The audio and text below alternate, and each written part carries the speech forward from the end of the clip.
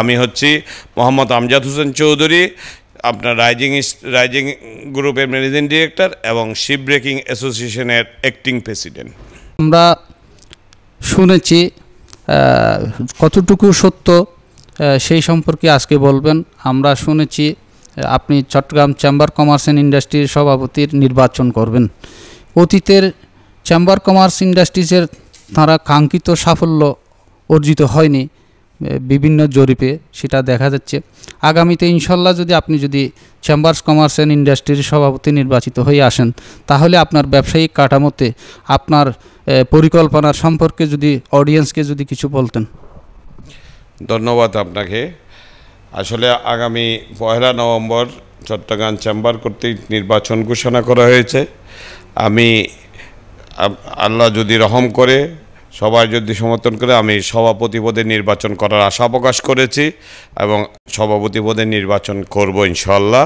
আল্লাহ তাআলা আমি সকলের চেম্বারের সকল সদস্যদের প্রথমে আমার আগামী 1 নভেম্বরের নির্বাচনে আমি এবং আমার যে সাথে যারা আমার সহযোদ্ধারা থাকবে আমার প্যানেলের সবাইকে সম্পূর্ণ প্যানেলে ভোট দিয়ে আমাদেরকে জয়যুক্ত করার আহ্বান জানাচ্ছি। এবং দীর্ঘ 15 বছর আমার এই ব্যবসায়িক জীবনের লাস্ট 15টি বছর আমরা কিভাবে কাটিয়েছি আসলে এটা আমি বর্ণনা করতে চাই না। এবং এইখান থেকে যেই অভিজ্ঞতাটুকু আমি অর্জন করেছি, যেই সাফারার আমরা হয়েছি, যেই সমস্যাগুলো আমি উপলব্ধি করেছি একজন ব্যবসায়ী হিসাবে, অস্বাভাবিক অবস্থায় কিভাবে টিকে থাকতে হয়, এইভাবে টিকে থাকার জন্য কিভাবে এইসব সমস্যাগুলো সমাধান করা যায়, কোত্থেকে আমরা সহযোগিতা পাবো, কিভাবে কি কাজ করলে সহযোগিতা আমরা পাবো এবং অন্য ব্যবসায়ীদের, এটা মনে হয় না আমি যেই রাজনৈতিক শিকার হয়ে যেই এর মধ্যে পড়েছি, আমার থেকে অভিজ্ঞতা অন্য কারো বেশি হয়েছে কিনা আমি জানি না। তারপরেও এই অভিজ্ঞতাটুকু কাজে লাগিয়ে, সাফারারের অভিজ্ঞতা কাজে লাগিয়ে কোন জায়গায় কাজ করলে আমাদের ব্যবসায়িক ভাইয়েরা আমার মতো অন্ততপক্ষে সাফার হবে না, আমার মতো সমস্যায় পড়বে না, সেই সমস্যাগুলো আমি ফাইন্ড আউট করে রেখেছি। আমরা যদি নির্বাচনী প্রচারণা শুরু হয় ইনশাল্লাহ আমরা আমাদের কাজগুলোর কথা বলবো আমি। এবং নির্বাচিত যদি আমাকে করেন সবাই ভোট দিয়ে আল্লাহ যদি কবুল করেন, সবার সহযোগিতা যদি নির্বাচিত হতে পারি এবং আমি আমার নিজেকে সামনে রেখে আপনার সবার কাছে যেসব সমস্যাগুলো আমি ফেস করেছি এইসব সমস্যাগুলোর সামনে রেখে আমি আপনার সমস্যাটা বিবেচনা করব ইনশাল্লাহ। আমার ব্যবসায়ী ভাইদের সমস্যাগুলো বিবেচনা করে আমি সমাধান করার চেষ্টা করব, যেখানে যেটা করার লাগে ইনশাল্লাহ। আমি আশাবাদী এবং দীর্ঘদিন আমি আশায় থেকে আজকে এই অবস্থায় আসছি। আমরা আবার পুনর্জীবন পেয়েছি এবং দীর্ঘদিনের যে আমাদের লড়াই গত 36শে আগস্টের যে লড়াই শেষ হয়েছে, এই লড়াইয়ের সূচনা এখন থেকে আমরা যারা ব্যবসায় এখন যে নির্বাচন হচ্ছে ওই লড়াইয়ের প্রতিফলন হবে বলে আমি আশা করি। এবং আমরা যারা নির্যাতিত ছিলাম তারা নির্বাচিত হয়ে নির্যাতিতদের সহ যারা আপনার নির্যাতিত ছিল না তাদের সহ সবাইকে ব্যবসায়িকভাবে যে কোনো সমস্যার সমাধান করার অঙ্গীকারবদ্ধ হয়ে কাজ করার শপথ করে থাকি।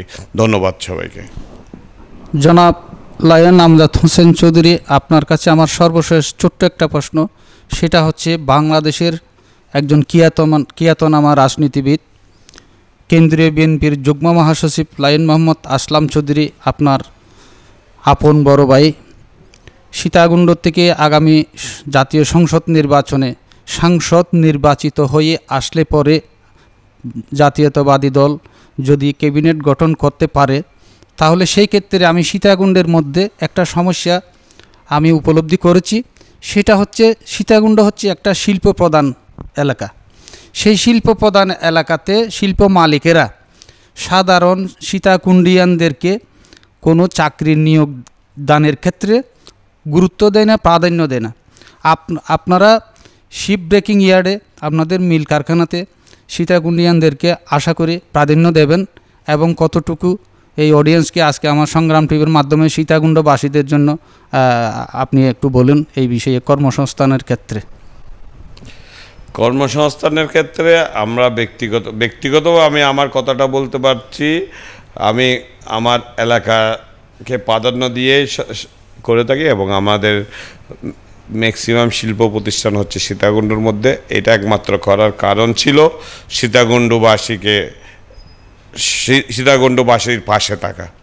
ওদের সীতাকুণ্ডবাসীর পাশে থাকার কারণে আমার ভাই যিনি রাজনীতি করেন, আমাদের ম্যাক্সিমাম প্রতিষ্ঠান হচ্ছে সীতাকুণ্ডুর মধ্যে। অন্য কিছু প্রতিষ্ঠান বাইরে আছে, কিন্তু ম্যাক্সিমাম প্রতিষ্ঠান আমরা সীতাকুণ্ডুর মধ্যে করার চেষ্টা করেছি এবং করেছি এবং চলমানও।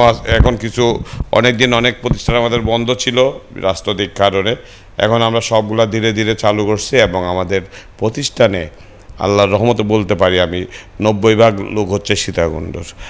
10 ভাগ হয়তো বিভিন্ন টেকনিক্যাল কারণে আমাদের বাইরের লোক রাখতে হয়, যারা টেকনিক্যাল কারণে যে এখানে লোক পাওয়া যায় না সেজন্য।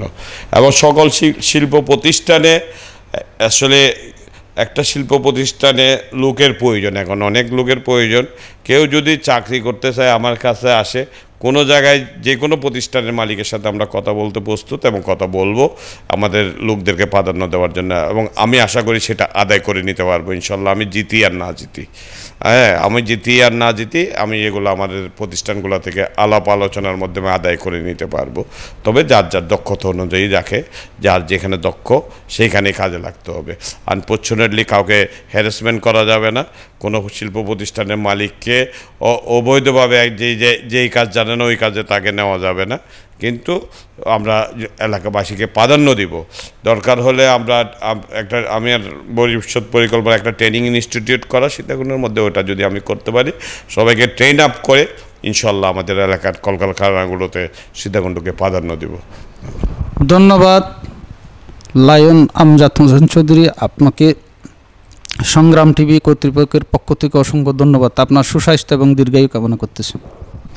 ধন্যবাদ সবাইকে যারা শুনছেন এবং দেখবেন। সবাইকে সবার জন্য দোয়া রইল আমার পক্ষ থেকে। আপনারা সবাই আমার জন্য দোয়া করবেন এবং আপনারা আমাকে সহযোগিতা করবেন, এই আশা ব্যক্ত করে চট্টগ্রামবাসীর প্রতি সবাইকে আসসালামু আলাইকুম।